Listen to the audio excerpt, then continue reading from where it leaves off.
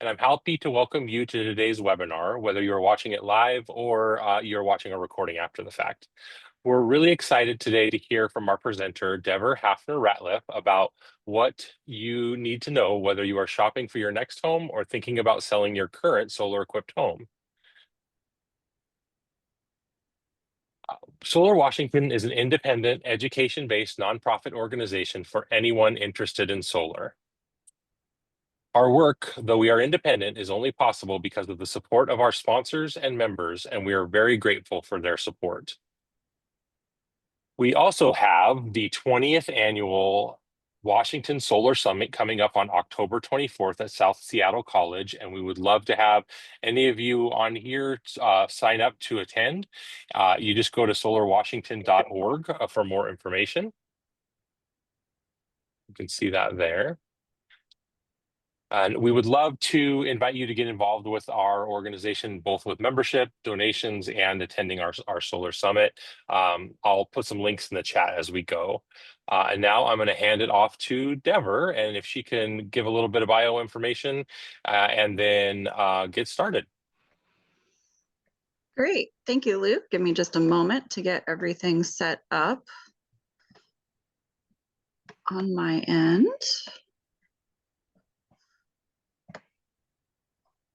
All right. Can someone let me know that they can see my screen and hear me okay? Looks and sounds good. Great. All right. Hi, everybody. I am Dever. Today's webinar, Selling and Buying Homes with Solar, is a variation of a presentation I did earlier this year for the Washington State Realtors Association. Realized in talking to folks with Solar Washington that it's not just the real estate agents that need that information that we're going to go over today. So I'm trying to avoid being too technical, too jargony, but if you have any questions, feel free to put them in the chat. And then there'll be a few points where we can also pause for questions. And hopefully I'll try and time things so that we still have time to take questions at the end as well. So today I'm going to go over just some quick introductions in addition to what Luke did. I'll do a quick review of how solar works, specifically in Washington State, and then talk about key documents and information that you'll want to look at, whether you're the seller or the purchaser of a potential home, and then how to value an existing solar installation. It's not an exact science, but some of the considerations you need to look at we'll go over. And then there's also financing and liens. They can be a little odd on solar, so we'll go over what those look like so that especially if you're going to sell a home with solar, you know what you need to check to be prepared. And then there's just some other general things to know. I'll do a quick closing, and then, like I said, hopefully we'll have time for questions at the end. So like Luke said, I'm Dever Haffner-Ratliffe. I've worked in the solar industry or adjacent to it for now almost 20 years. I have an MBA. I helped found the Washington Solar Trade Association. I started a consulting business at Solar Quote Check. I work full-time at a public utility district, and I'm also currently the board vice president for Solar Washington. So a lot of background on this. I can get very nerdy, so I'll try not to get too far into the weeds. So about solar. This is specifically to Washington State. However, a lot of the information is relevant to other areas as well. It's just I've written this to really focus on how it operates in Washington. So if you're not familiar with solar, you have your solar panels that are typically installed on the roof of a home. They produce electricity that is DC, and then that goes into an inverter, which converts it to AC to perfectly match your home, the grid, all of those things. There is an opportunity to have backup power, whether it's batteries or a specific inverter type that has the ability to operate when the grid is down. But if you don't have that, your power will still go out just because the system is down and there's safety issues if the solar continues to backfeed. So just because you have solar doesn't mean you'll still have power during an outage. Then what happens is your home consumes the solar energy, and what happens there is you just aren't buying power from the utility. So that saves you money. But if you're not producing enough solar or it's nighttime or anything like that, you just continue to buy power from the grid like you normally would. And then if you have extra power, like today, it's a pretty sunny day where I'm at, If I was at work and I wasn't using a lot of electricity and I had solar, then that extra solar could then be going back to the grid and I'd be getting a credit for it. So net metering is what they call that crediting program. The way it works is it is a credit on your power bill for surplus, electricity. And the way that the program works in Washington is you'll still have an energy bill. You always have to pay at least a little bit, and to be connected to the utility, there are some costs and fees associated with that in most areas. This program is established by Washington state law, and what happens is over the course of the year, so like during the summer especially, if you produce more energy than you use, those credits will roll over and you can apply them to your electric bill over the winter. And then they all reset as of March 31st, April 1st, and that banking system starts over again. This program is available on a first come, first served basis, or when a utility reaches a specific threshold. When a utility reaches that threshold, they're allowed to say no more solar. They're allowed to change how much they're willing to pay for the credits. They're no longer required to follow the specifics of the state law.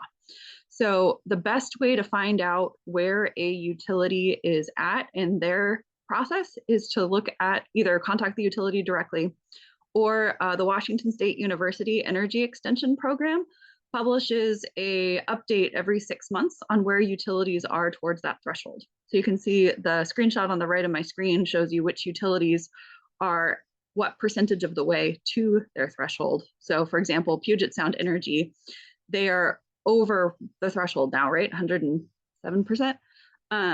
So they've said, we're still going to accept solar. We're still going to allow for net metering. But when you're buying a home, this will matter, because if you are in an area where they've already reached that threshold, if you buy a home that's already equipped with solar, you're potentially grandfathered into the program. But if you're in an area like Kittitas PUD, where they're now paying a lower rate because they're at like 300% of their threshold, and you move there and you install a new solar system, you're enrolled under the current program, not under the previous program. So it's something to just take into consideration. Every utility has different rules for interconnection. That threshold is a percentage based on basically the size of the utility. So every utility can have a different amount of solar on their system that they're required to accept. And every utility has a different rate. So even if they're still in the net metering program where you get a 1-for-1 credit, the difference in what you're going to get for that credit, the value of that energy, is going to be very different if you're at Puget Sound Energy versus if you're at like Douglas County PUD, whose rates are very low. There are other incentives and programs. I think a lot of people have probably heard that the federal tax credit is going away at the end of this year for residential. There are still commercial tax credits that are going to be available a little bit longer, but I'm not going to get into those today. So something to look at is some states, some areas have different rules that come up with solar. So for example, in Washington state, we have a sales tax exemption. There's some states in the East Coast that have a property value waiver for the cost of the solar. So Desire DSIRE is run by the North Carolina University of North Carolina, I believe. And it is one of the best, easiest, just quick go-to databases to see what incentives and programs might be available in your area. But I recommend always double checking the information, because this is just a quick database. It doesn't actually, it's not actually authoritative on the programs. You have to reach out to the actual authorizing entity. So let's say you have a home with solar that you are getting ready to sell, or you're a listing agent, or you're shopping for a new home and you think like it'd be really cool to find one that already has solar installed. Here's some things you might want to look at and take into consideration, especially if you're getting ready to sell. So the first major piece of information is the installation contract. That'll have information, or it should have information, about the size of the system, how much you paid to have the system installed, what type of equipment is included in the system, warranties, all of that. So if you've got a copy of the contract from the original install, that's always a good piece of paperwork to have. And then often the estimate for the solar, the sales pitch, is a separate document. A lot of installers will email them as like a PDF and have some information that's a little bit more informative about how solar works and a little bit more educational overall. Sometimes companies will just do it as a web page. There's all kinds of different ways, but that can sometimes have some different information than what's in the contract. Sometimes contracts don't say how much they expected the system to produce, but the estimate will. So there's just some things like that, that if you are able to review, it's probably a good idea. The other thing is the spec sheets for the equipment. So the panels, the inverters, the mounting hardware, there's often a 1 or 2 page informational brochure from the manufacturer, and that'll have things like the warranty information, the specific model information. Those are helpful to have, because not only will it answer some questions that probably aren't in the contract, but then if you ever have if you're the buyer and you have a warranty issue, you know what manufacturer to reach out to if it's a manufacturer warranty issue. The other thing is loans and financing. Financing for solar can be a little bit odd. It's not always directly tied to the property in the way you would expect like a refinance or something to be. So we'll talk a little bit more about that, and then the other types. And then the other thing to look for is permits. So in Washington State, solar is considered electric, which means that you have to get an electrical permit. In most areas, that's through the Department of Labor and Industries, but there are some areas that do their own electrical permitting. And then some areas, not all areas, will also require a building permit or something to document not just the electrical work, but the build out of the solar as well. And those permits can also be helpful, because you can often find things like one-line diagrams that tell you a little bit more. If you can't find other documentation, that permit will tell you who pulled the electrical permit, the permits, and so therefore who is the installer. Permits are all public information, so if you're looking at purchasing a home and you're curious, you could always find those yourself as well. So we'll go into more detail on some of those things, but let's talk about valuing solar. So solar is unique because there isn't something like a quick website where you can just look it up and say, this is how many miles are on my car, this is what model it is, what's it worth. Solar gets a little bit more complicated, partially because we just don't have that level of customer service sites available yet. But the other thing is there's a lot of things that go into how you would potentially value solar.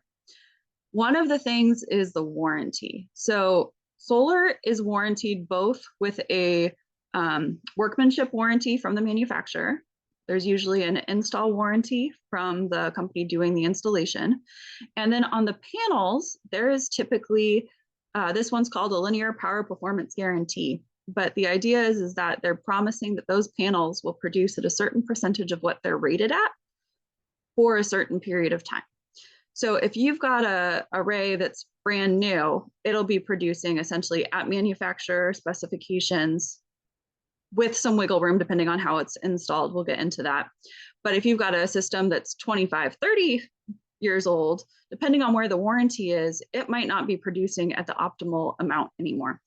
So one of the things I like to look at with existing systems is, where is it at in that warranty curve? And what would it cost to install a system that would produce the same amount of energy that that system is currently producing, or that that system is warranted at? Because as that degradation happens over time, it's really a comparison of what would it cost to produce the same amount of energy with a new system. The other thing is system size. So I know I get a lot of questions. The folks that are in the industry on the call might get these questions sometimes, like, how much for 25 panels? Well, that doesn't tell you a lot, especially on an existing system, because panels are measured in watts. So the number of panels doesn't necessarily determine the size of the system. So if you look at the examples I put below, if you've got 14 panels at 200 watts, that's a 2.8 kilowatt system. But if you've got 14 panels at 430 watts, that's over a 6 kilowatt system. It's the same amount of panels, but the energy that system will produce is significantly different.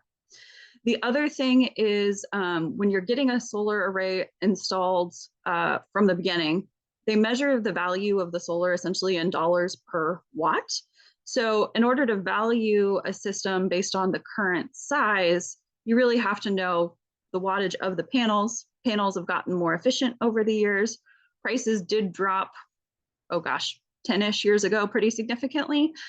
So depending on when the system was installed, how much life is left in that warranty, where the production is, and what the efficiency and rating of those specific panels are, will help assess what it would cost to install essentially the equivalent system today. Energy production is the other thing. A 10 kilowatt system in Seattle is not going to produce the same amount of electricity as a 10 kilowatt system in Arizona. So when you look at the energy production, then one of the other questions becomes, especially if you're buying a house in a system that's already installed. Let's say there's two houses you like. One already has solar, but the other one has this beautiful south-facing, completely unobstructed roof. In that case, the question I usually look at is like, okay, if you were to buy the house without solar, what would it cost you to put the same amount of solar as on the other home, on this home if you were to purchase it? And how would it produce? Would it produce differently? Would it produce better? Would it produce more? So location, direction, angle, and shading are all kind of the things that go into that. Some of them are determined during the installation, like the direction the panels face and the angle, but shade, trees grow, neighbors add additions. Shade can change from when the installation was initially built to when you're looking at purchasing a home. So the first thing is location. Really quick, there's all kinds of just easy things that people will say about solar doesn't work in Western Washington. The reality is it does, it's just not as efficient as it might be in other areas. So I've got 4 examples of locations, and then on the right is a map from the National Renewable Energy Lab. The darker red is the areas where you're going to get more solar energy for the solar you have installed. So for example, a 1 kilowatt solar installation in Seattle will produce just under 1,100 kilowatt hours a year of energy. But the exact same size, design, layout of a system in Yakima will produce almost 1,400 kilowatt hours a year of energy. So it's not that it's just no energy at all in Western Washington. It's more along the lines of proportions are different and efficiency is different. And then the other factor is direction and angle. So south is usually best, but north, east, et cetera, all have data to support them as well. Please don't do solar facing north. I know some people who have done it as an experiment, but if you're just someone shopping and looking to get the best value, north is a red flag. But what I'm hoping to show on this table is that not only does where you're located, Olympia, Spokane, Yakima are the examples I have here matter, but the direction the panels face also matters. So if you've got an install on a home that faces west, it's not going to produce as well as the same install facing south. In general, trees, things like that can also contribute to it. But in general, you can't just assume that because there's a certain size of solar that it's going to produce a certain amount of energy. You have to take where it's geographically located and which direction it faces into consideration. Angle also matters. So the sun, right, sky, you want to make sure the panels are aligned. That's why some of the larger commercial and utility grade systems have tracking systems. But usually on a roof, you just install it flush to the roof. So if you've got a roof with a really steep angle or a really low angle, that could also influence it. But I'm not going to get into the details because that's a fairly minor change in the Pacific Northwest. And then the other thing is shade. So solar panels are typically wired in series, which means that if there's one panel that's not producing optimally, it can affect the other panels. There are some ways to get around this, such as microinverters or how you order the panels on the roof. But in general, if you've got one panel, let's say you've got a chimney or a tree, it could actually impact the whole system by shading even a portion of one panel. So that's also something to take into consideration. And hopefully the initial installer would have already done that. But like I said before, things can change. Trees grow taller, neighbors build additions. There's no guarantee that those solar panels are getting the same amount of sunlight as they did when they were initially installed. And then the other piece is bill savings. So we measure electricity in kilowatt hours, and the utilities bill us in kilowatt hours. So here we've got some examples of, if you look at how much solar a kilowatt, how much energy, excuse me, a kilowatt of solar would produce. Then I looked at the local retail rates for energy. So Seattle, for example, you don't get the best sunlight, but the retail cost of electricity is over 13 cents a kilowatt hour. So that means that the annual savings for that solar is going to be about $150.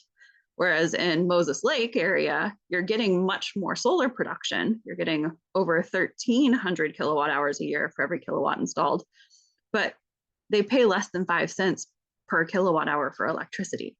So even though you're getting more solar production, you're not going to see the same amount of savings on your energy bill in terms of the value of it. Now, I will say that there's other factors that go into this, but the big thing to note is that I've seen some instances where people say, you know, the seller's electric bill was only $100 a month, let's say. There's no guarantee that's what the buyer's electric bill is going to be. You could have one family that has an electric car, a hot tub, keeps their electric heat at 80 degrees. You could have another family that uses a wood stove and doesn't have an electric car and has a lower electric bill. So what the resulting electric bill is going to be really depends more on your usage. The value of the solar, what the solar is going to save on the bill, won't change. So one family that uses a lot of energy, saving $150 a month, they could still have, you know, $200-300 bill, and then the next person could come in and only have like a $5 a month bill. Just something to be aware of, that it's not, it doesn't transition perfectly between occupants. Okay, so other factors, I talked about this a little bit.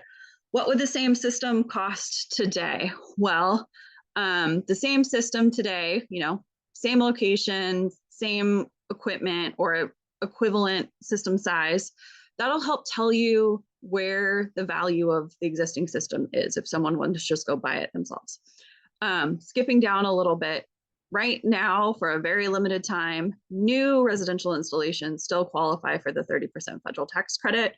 I think it's unlikely that a good reputable installer will be able to fit in anyone else before the end of the year. So if you're looking at purchasing a house and you want to go solar, chances are you won't be getting that solar installed until next year without the 30% federal tax credit.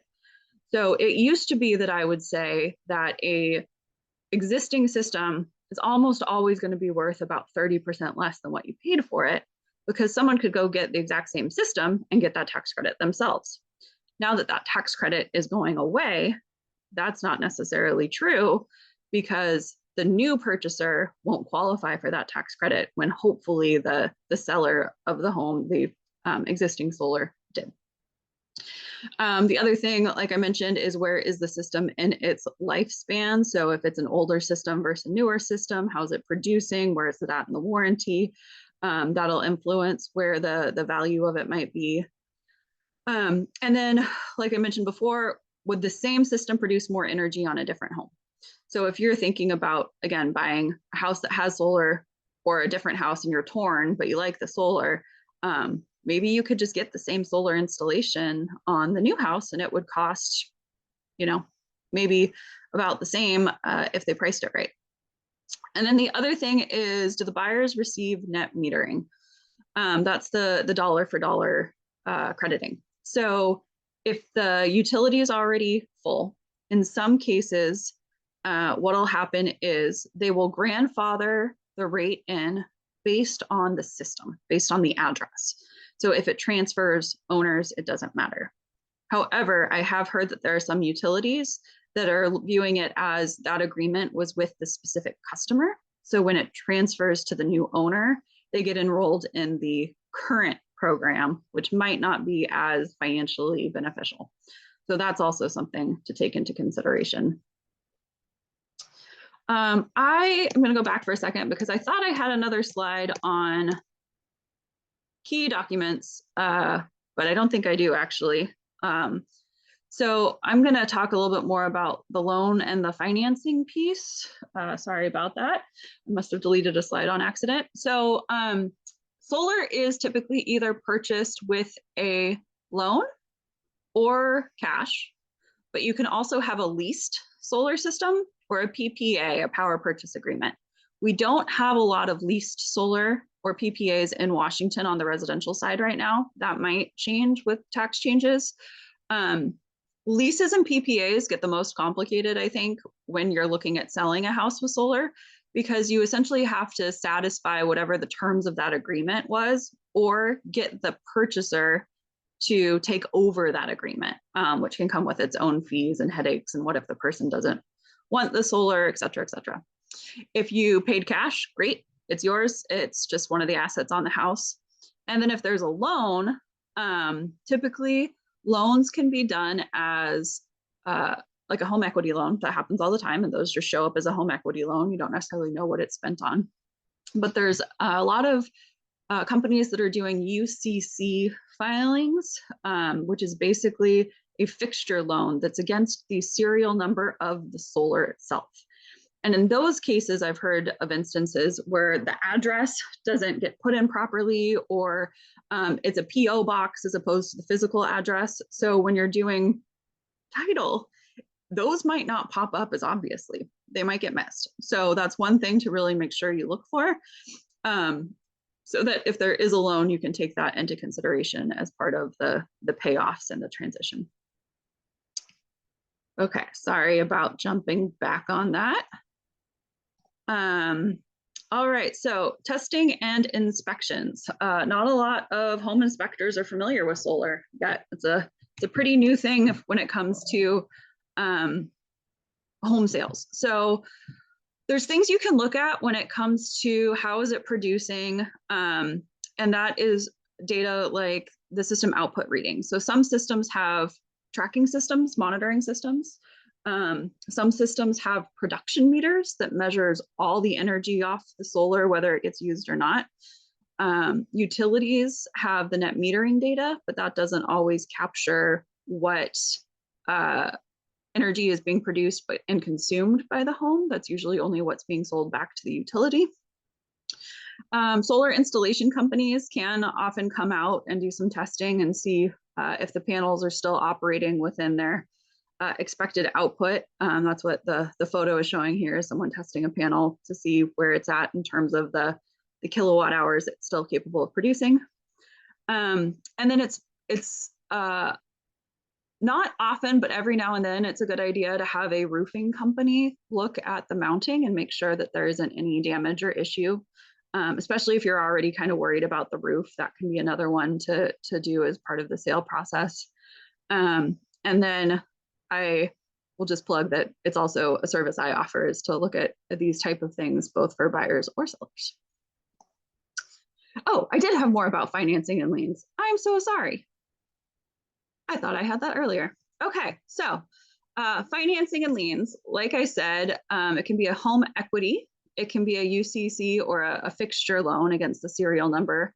Leases and PPAs, again, we don't have a lot of leases in our area, but those do get really complicated with sale. We don't have a lot of residential PPAs in our area, but those also get really complicated with sale. And then if it's a home equity loan, it'll come up like a normal home equity loan. But if it's a UCC or fixture filing and it's against the serial numbers of the solar itself, that can sometimes get missed. So those are important things to look at. And then if you buy a house with solar, or if you have solar installed, some things to expect. So I usually recommend that you clean the panels about once a year.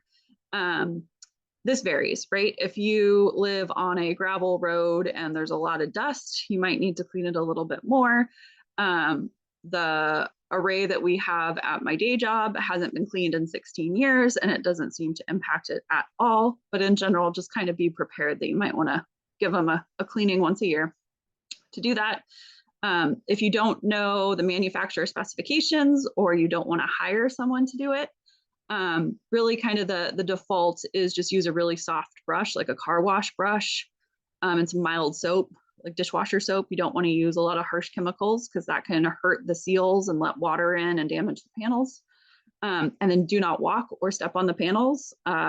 Different for trained professionals who know where the safe spots are, but in general, just make sure whatever you're doing, you're not putting any weight on the panels.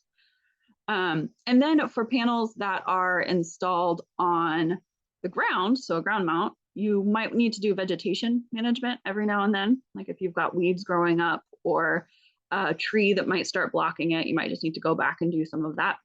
If it's on a roof, every now and then, you might want to check to make sure there isn't any debris stuck between the panels and the roof. Like in a windstorm, if some leaves or branches get blown under, you might want to just use a leaf blower or something to clear those out. And then there are some parts that do fail earlier than others. The most common one is the inverter. They're typically warranted for 10, 15 years, whereas the panels can keep producing essentially indefinitely. So around year 10 to 20, you kind of have to expect that you might have to actually have a piece of equipment replaced, which is a fraction of the cost because the infrastructure is already there, the wiring's already there. The trick becomes finding the part that's best suited for your system. Depending on how long it's been, it might be hard to find things with the specific ratings that you need for your system. But that's where a professional solar installation company can help you out. Roofing. Always hear lots of concerns about roofs. So if you do solar properly, it should not void the roof's warranty. We put holes in our roofs all the time, right? We have vents for our plumbing. We've got skylights. We've got vents for humidity in our attics. It's not automatically a bad thing to attach something to your roof. The trick is doing it right. So in the pictures on the right, I'm showing two different types of really common installations. The one on top with the blue roof, that's a standing seam metal roof.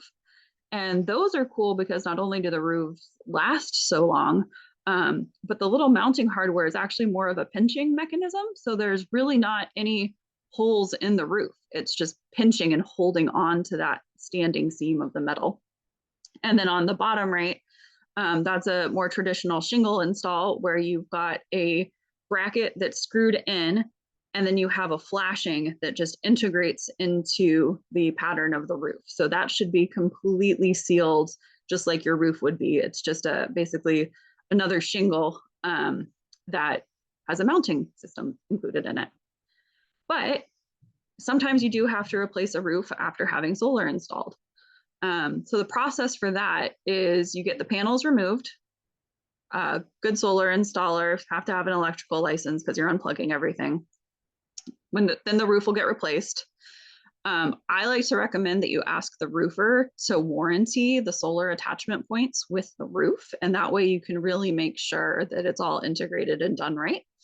And then the panels get reinstalled, everything gets plugged back in, and it starts working. This should be a fraction of the cost of the initial install, like maybe a couple $1,000s, depending on how complicated the system is. The thing is you've already bought all the equipment, all of the wiring and other permanent infrastructure is already there. It's just taking the time to physically remove the panels and then reinstall them. So it's possible. It's just if you're buying a house and you think it might need a new roof and it has solar on it, that's something you might need to take into consideration as additional cost when you get it re-roofed. And then you can always, not always, you can look at adding more solar if there's already an existing solar install, or you can remove it. So I know lots of stories of people trying to sell their houses and nobody wanted the solar. And then it becomes a matter of, okay, what does the seller do? But then there's other situations where the house just had a little let's call it starter solar array, and the buyer might want to add on to it. So for adding, what you need to look at is there still space available on the roof? And if so, is it in a good spot? It's basically designing that specific part of the solar again. What direction does it face? What angles it at? How much space is available? The other thing is the inverter sizing. Inverters can typically only handle so many panels. So if it's a centralized inverter system, you might have to add a second inverter to make that space. If it's a micro inverter system where each panel has its own designated inverter, then it's easy. You just do panel inverter to expand it. It is usually less than the standard cost for a new install to add more solar, again, because a lot of the infrastructure and things have already been done, but you still have to pay for the panels and the equipment and the work that does need to be done, but it's not quite starting from scratch. You could also replace existing panels. If there's a solar array and the panels are towards the end of their life and just not producing as much energy as you think they should, or you would like them to, you could just have new panels purchased. Might have to make some adjustments to the mounting system or the inverter, but that could also be a way to increase the energy output on an existing system. And then the other thing is just take into consideration the status of the different programs and incentives like you would if you were getting a install from scratch. And then sad, but some people don't like solar. They don't want it. They don't trust it, whatever the reason is. So you can remove solar. I've seen people sell secondhand solar systems. In fact, I know quite a few people that have those installed.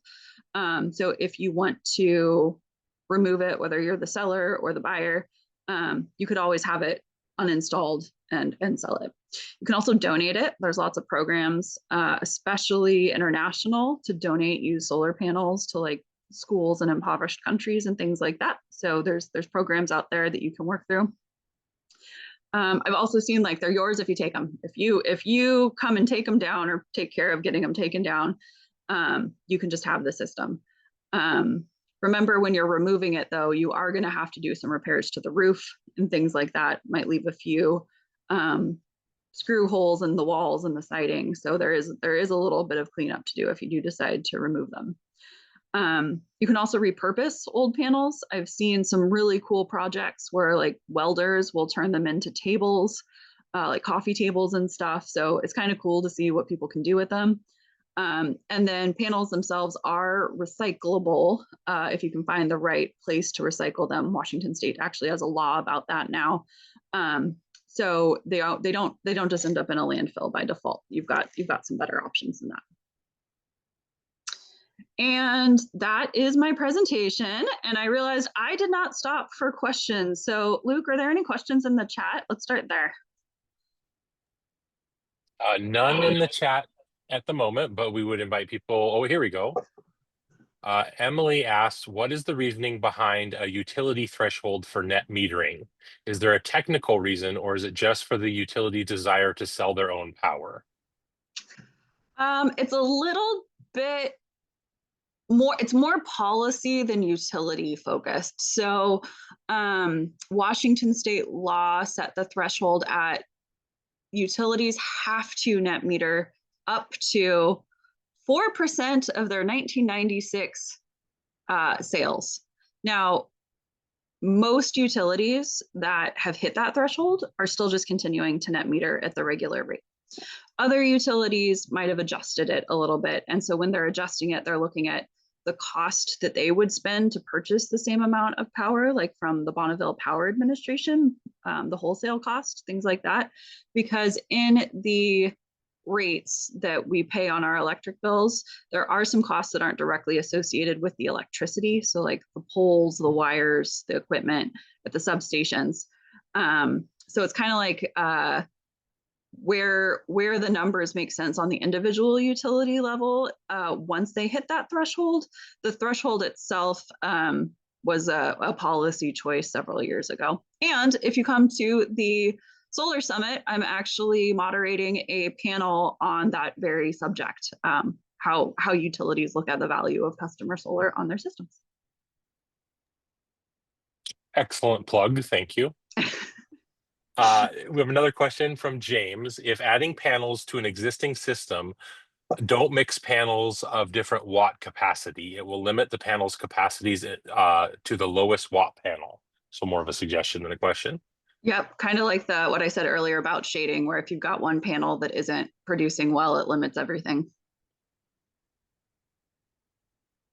And I think we have another comment as well from Robert. Remember, there is snow loading issue in Eastern Washington, which will impact both generation and structural calculations. Yes, that is very true. There's a weight bearing requirement for newer construction. Older construction doesn't necessarily have that. So if you've got an older home and you're worried about it, it'd probably be worth doing more of the math on it. And then with newer construction, I don't know the exact weight bearing requirements for roofs. But if you know how much snow that area typically gets, how much it weighs, you can do the math with the solar. You can also do things to help encourage the snow to fall off the solar a little bit faster. Because it's glass, it will naturally fall off the solar panels faster than it would your roof. But even just a little bit of a nudge or a poke with a stick can help it expedite that process. So I'm located out of Spokane, and we had our panels installed a couple of years ago. And I think the fact that they're all black helps a little bit with that. The snow tends to slide off, melt quickly and slide off. And then I guess I could turn my video on too. Haven't run into a really, really big deep snow yet, and so it'll be interesting to see. I mean, I know that they designed the system to handle that, but we haven't run into one where we've had snow covering the roof for days upon days upon days. We got one more question from James. Is there a cost advantage for using micro inverters versus big inverters? Not necessarily. I think the biggest, not directly related to price, but cost advantage is you can do a smaller array with microinverters. I've seen arrays as small as 3 panels for folks that are just kind of getting started or have a limited budget using microinverters. Whereas the larger centralized inverters, they've got minimum ratings and therefore require a minimum amount of panels in some cases. So if you are not sure, it makes sense to just kind of look at side by side for your situation. Micro inverters are nice because you can see like the individual output per panel. You don't have as big of a piece of equipment hanging out on the side of your house or your garage. But central inverters, if you're going with a larger system, are probably going to be more cost effective at a certain point because each micro inverter costs a certain amount, whereas the cost of inverters as they increase in size is not as significant.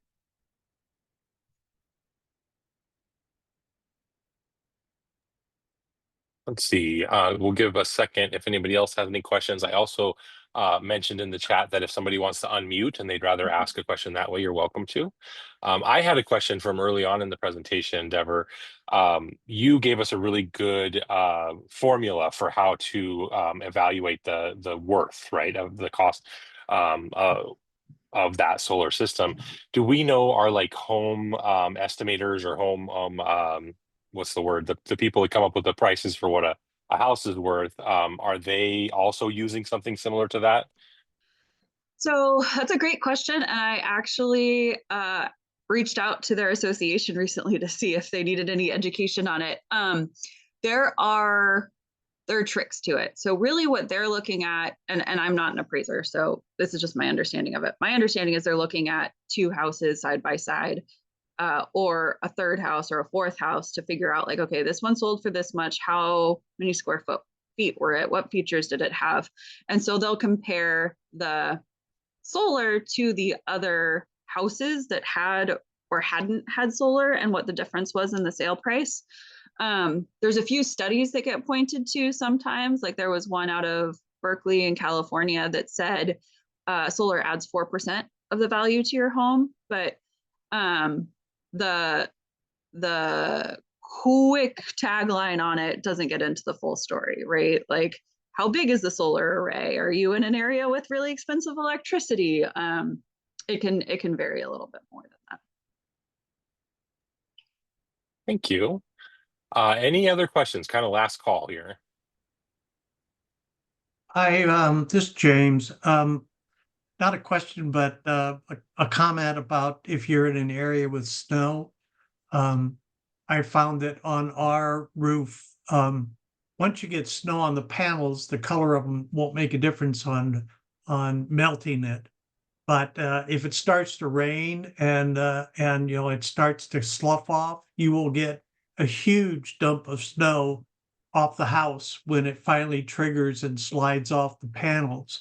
So be prepared, knowing what's underneath that panel slope, because in our house it dumps down onto our cars, so we make sure that we check the cars in case it's iced up, so we don't get any damage to them.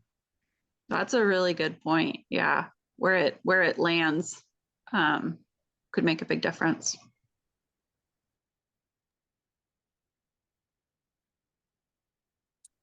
Hey, I'm not seeing any other questions. So we'll just do our quick wrap up here. Want to say thank you so much, Deborah. This is the second time I've got to see this presentation. It's really excellent, and I learned a lot as a new professional in solar. It's helpful to hear these things, and I know when I saw your presentation before with the realtors, they were just drinking it up. It was really great for them to be able to get more information about a niche part of what they do. Just a couple more plugs. Please look at solarwa.org for all of our offerings. We have a lot of resources on there as well. And we have our page for our solar summit that's coming up. You can sign up right on there. You can also sign up to become a member. We also would love it if you could go and stop and drop a little donation for this webinar. That's always helpful as well. And I think on that note, Deborah, do you have any more last words?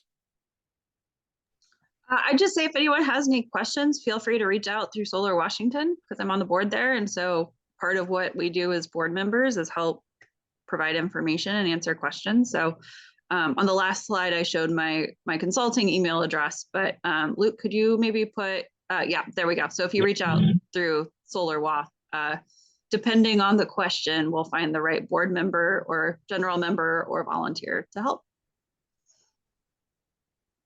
All right. Thanks, everybody. Appreciate you. Thanks, Luke. Bye. Thanks for the seminar. Appreciate it. Thanks for coming so much.